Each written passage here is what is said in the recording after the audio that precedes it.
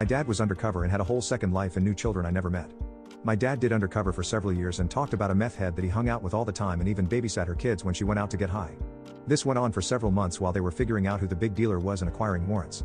He grew a beard, had a fake id, drove an old shitty car.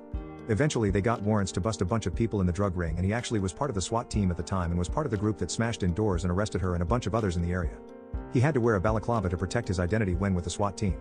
He said it was actually really difficult because he had become an important part of those kids' lives and was kind of attached to them, and now they had no mother and had to be taken to Child Protective Services. Because of this he ended up taking the kids in, and he was living a double life for a long time until he passed away. I never even got to meet these other basically adopted kids of his, and there was no information about them before he died, as he said he wasn't even allowed to say much about them. I have however put multiple posts on Facebook to see if anyone has an adopted father who passed away. So far I have had a couple of messages, but none of them add up, and one of them actually looks like a dangerous person, so I honestly have opened his message up.